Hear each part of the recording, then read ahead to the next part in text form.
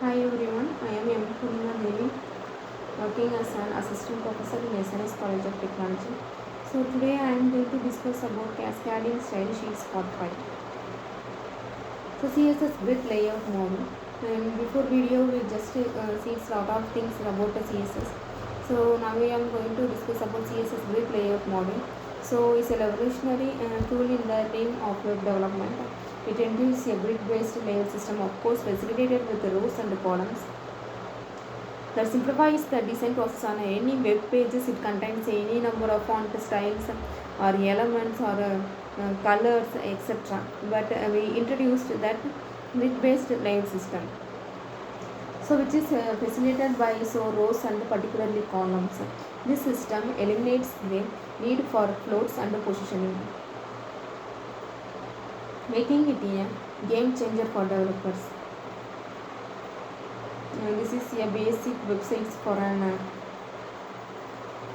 that grid model. So try it. We just try it. Yes, so first one is avoid. So columns equally spaced. Second is two columns mix match. So autofill. Next is a fractional column sizing. So currently active property. So grid template columns auto. So next one is currently active property grid template columns auto. So CSS grid layout model creates a grid based layout system with the help of rows and columns.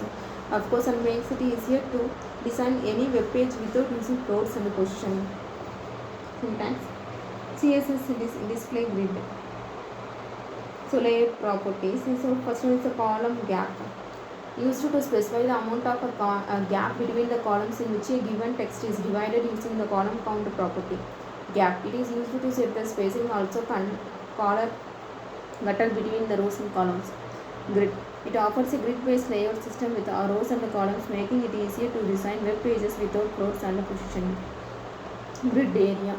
It is used to set a grid at item size and location in a grid layout.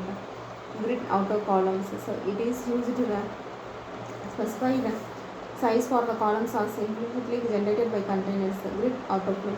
It specifies exactly how auto-placed items get flow into the grid. Grid auto rows. It is used to specify the size for the rows of implicitly generated grid containers. Grid column. So it describes a number of properties that allows to design of grid structures, control the placement by grid items using CSS. So next is a grid column end. So it explains a number of columns and item will span or which the common column line the item will end. Grid column gap. It uses to set the size of the gap between the columns in a grid in layout.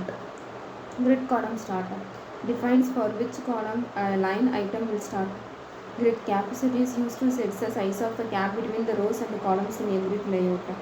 Grid row. So it is used to specify the size and the location. The next one is a grid low end defines the position of an element. Of an grid row. So next one is a grid gap used to define the gap between grid elements. The next one is a grid row start. So position with the grid by specifying the inline start edge of its and a grid area. So grid template which specifies shorthand property for defining the grid columns, rows, areas. Grid template area. So it is used to specify the areas with the grid layout. So next one is a template columns. It is used to set the number of columns, size of the elements of the grid template rows. So it is used to the number of rows and height of rows in a grid. As a complete guide to CSS Flexbox. Flexbox short for Flexbox layout. Powerful CSS layout model that simplifies the creation of responsive and adaptable web designs. It excels at arranging elements with a container, optimizing space distribution, and handling dynamic content. This article will cover the basic idea of CSS Flexbox along with the various properties available for the Flexbox and understand them with the help of suitable elements. Syntax container, display flex direction rows or column, etc. Flexbox properties. So Flexbox properties provide a powerful toolkit for effectively crafting layouts that adapt seamlessly to different screen sizes. So by using attributes like display, flex direction, and justify content, You can use control over how elements are arranged within their containers. This means you can dictate whether items flow in rows or columns, how space is distributed and more. The result is a naturally flowing design that feels intuitive to the user without any hint of the sophisticated layer techniques used behind the scenes.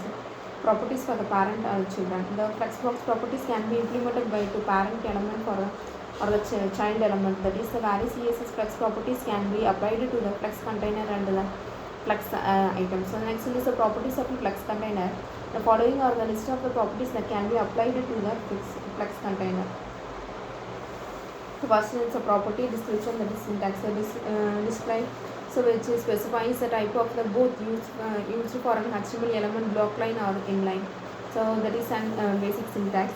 So next is a flex direction. So determines the primary axis directions or flex container layout. So this is a basic syntax. So next one is a flex wrap.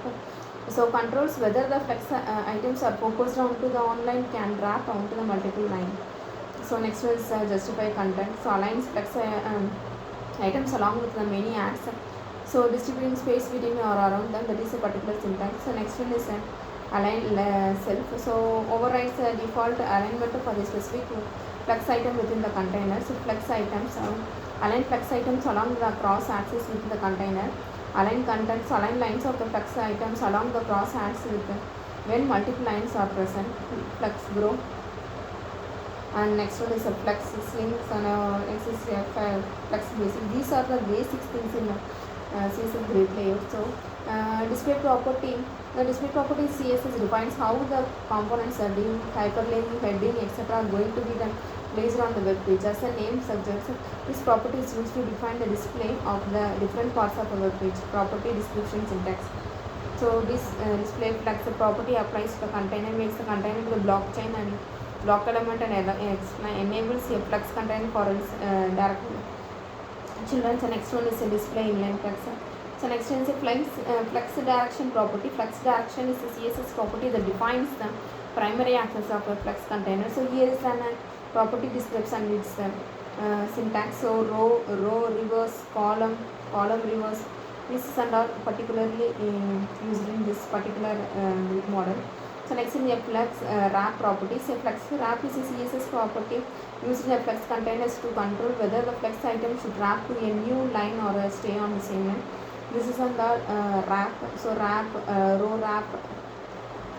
wrap reverse. Alignment, next thing is alignment content property. Alignment component property, this is another properties. Sketch, flex start, flex send, center. So space between, so space around. These are the basic things in CSS. Fine. Thank you.